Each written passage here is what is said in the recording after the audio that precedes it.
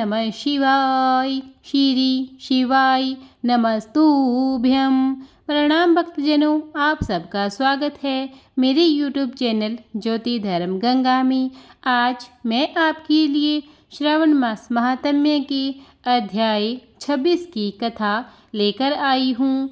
इससे पहले के 25 अध्याय मैंने अपने पेज पर डाल दिए हैं, आप वहां से उन्हें श्रवण कर सकते हैं। आज मैं आपको श्रावण मास महात्म्य के अध्याय 26 में श्रावण अमावस्या को किए जाने वाले वृष पूजन और कुश ग्रहण का विधान आपको बताऊंगी। आइए मैं आपको कथा सुनाती हूँ। ईश्वर बोले, हे संत कुमार, श्रावण मास में अमावस्या के दिन जो करणीय है उसको तथा प्रसंग वंश जो कुछ अन्य बात मुझे याद आ गई है उसको भी मैं आपसे कहता हूँ। पूर्व काल में अनेक प्रकार के महान बल तथा पराक्रम वाले, जगत का विध्वंस करने वाले तथा देवताओं का उत्पीड़न करने वाले दृष्ट दैत्यों के साथ मेरे अनेक युद्ध हुए। मैंने शुभ वृषभ अर्थात नंदी पर आरूढ़ होकर संग्राम किए, किंतु महाशक्तिशाली तथा महापराक्रमी उस वृषभ ने मुझको नहीं छोड़ा।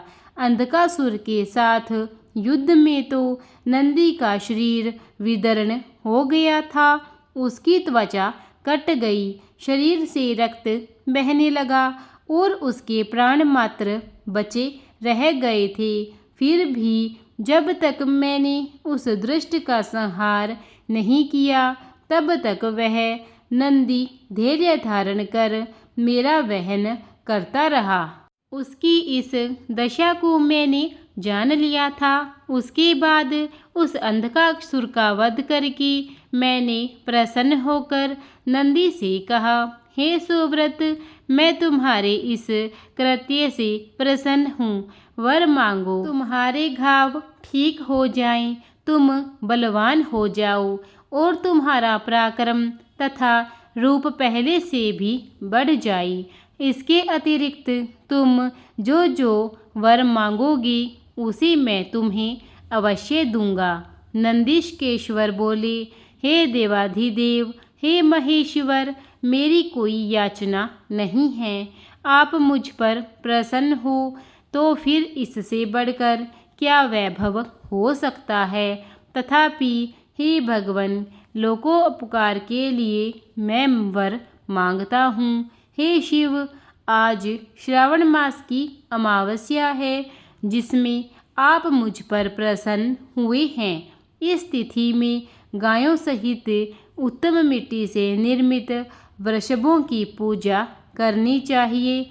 आज अमावस्या के दिन जन्म लेना कामधेनु तुल्य होता है, अतः इस तिथि में वर प्रदान करें कि यह अमावस्या वांछित फल देने वाली हो।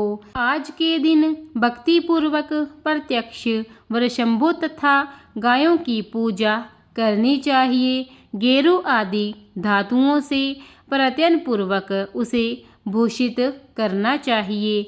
उसकी सींगों पर सोना, चांदी आदि के पत्थर, मंडे और रेशम के बड़े बड़े गुच्छों को भी सींग पर बांधना चाहिए। अनेक प्रकार के वर्णों से चित्रित सुंदर वस्त्र से उनकी पीठ को ढक दें और गले में मनोहर शब्द करने वाला घंटा बांध दें। सूर्योदय से लगभग 4 घड़ी बीतने पर गायों को ग्राम से बाहर ले जाकर पुनः साय वेला में ग्राम में प्रवेश करवाएं। आहार के रूप में सरसों, तिल की खली आदि अनेक प्रकार का अन्न इस दिन अर्पित करें। जो इस दिन ऐसा करता है उसका गोधन सदा बढ़ता रहता है। जिस घर में गाय ना हो वह शमशान के समान होता है। पंचामृत तथा पंचगव्य दूध के बिना नहीं बनते हैं। गोबर से लेप किए बिना घर पवित्र नहीं होता है। हे सुरोत्तम, जहाँ गोमूत्र से छिड़काव नहीं होता वहाँ चींटी आदि जंतुओं का उपद्रव्य विद्यमान रहता है। हे महादेव, दूध के बिना भोजन का रस ही क्या है। हे प्रभु, यदि आप मेरे ऊपर प्रसन्न हैं तो इन वरों को तथा अन्य वरों को भी मुझे प्रदान करें। हे संत कुमार, तब नंदी का यह वचन सुनकर मैं बहुत प्रसन्न हुआ। मैंने कहा, हे वृषश्रेष्ठ, जो तुमने मांगा है सब हो जाए। हे नंदिन, इस दिन का जो अन्य नाम है उसे भी सुनो। जो वृषभ किसी के द्वारा कहीं भी किसी कार्य में प्रयुक्त नहीं किया जाता है और तृण खाता हुआ तथा जल पीता हुआ जो शांतिपूर्वक विचरण करता है तथा महान वीर व बलशाली होता है, उसे पोल कहा जाता है। अतः हे नंदिन, उसी के नाम से यह दिन पोला नाम वाला होता है। इस दिन अपने इष्ट बंधुओं के साथ महान उत्सव करना चाहिए।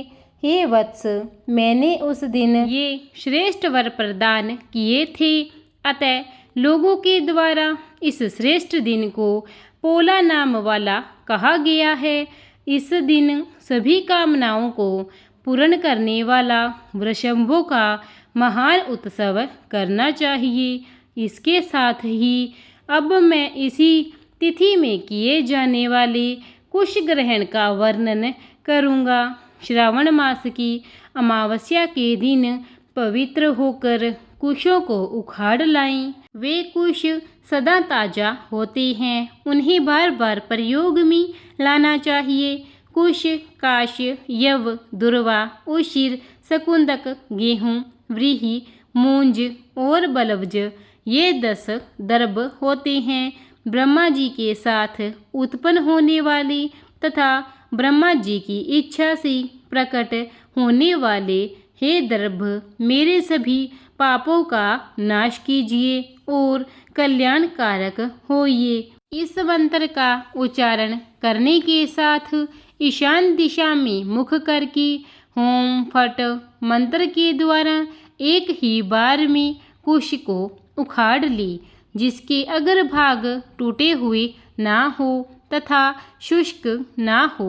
वे हरित वर्ण के कुश श्राद्ध कर्म के योग्य कहे गए हैं और जड़ रहित कुश देव कार्यों तथा जप आदि में प्रयोग के योग्य होते हैं। 7 पत्तों वाले कुश देव कार्य तथा पितृ कार्य के लिए श्रेष्ठ होते हैं। मूल रहित तथा गर्भयुक्त अग्रभाग वाली तथा 10 अंगुल प्रमाण वाली 2 दर्भ पवित्रक के लिए उपयुक्त होते हैं।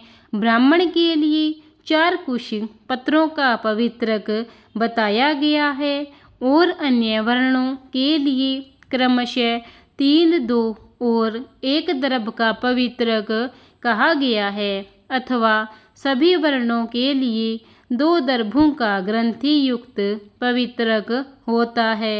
यह पवित्रक धारण करने के लिए होता है। इसे मैंने आपको बता दिया है। उत्पवन हेतु सभी के लिए 2 दर्भ उपयुक्त होते हैं। 50 दर्भों से ब्रह्मा और 25 दर्भों से विष्टर बनाना चाहिए। आचमन के समय हाथ से पवित्रक को नहीं निकालना चाहिए। विकिर के लिए पिंड देने तथा अग्नोकरण करने के साथ और पाद्य देने के पश्चात पवित्रक का त्याग कर देना चाहिए। दर्भ के समान पुण्यप्रद, पवित्र और पापनाशक कुछ भी नहीं है। देव कर्म तथा पितृकर्म ये सब दर्भ के अधीन हैं। उस प्रकार के दर्भों को श्रावण मास की अमावस्या के दिन उखाड़ना चाहिए। इससे इनकी पवित्रता बनी रहती है। श्रावण मास की अमावस्या का वर्णन क्या किया जाए। हे संत कुमार, श्रावण मास की अमावस्या के दिन जो कृत्य होते हैं। मैंने उसे कह दिया, श्रावण मास में और जो भी करणीय है उसे भी मैं आपसे कहता हूँ। इस प्रकार श्री स्कंद पुराण के अंतर्गत ईश्वर संत कुमार संवाद में श्रावण मास महात्म्य में अमावस्या के दिन वृषभ पूजन कुश ग्रहण नामक 26वां अध्याय पूर्ण हुआ। प्रेम से बोलिए हर हर महादेव। प्रिय भक्तजनों, अगर आपको मेरा यह महात्म्य अच्छा लगा हो तो इसे ज़्यादा से ज़्यादा लाइक और शेयर कीजिए और कमेंट में हर हर महादेव अवश्य लिखिए। और अगर आप मेरे चैनल पर नए हैं, आपने अब तक मेरे चैनल को सब्सक्राइब नहीं किया है तो कृपा करके उसे सब्सक्राइब कीजिए और बेल आइकन दबा दीजिए ताकि नित्य मेरी सभी वीडियो के नोटिफिकेशन आपको सबसे पहले मिलते रहें। धन्यवाद।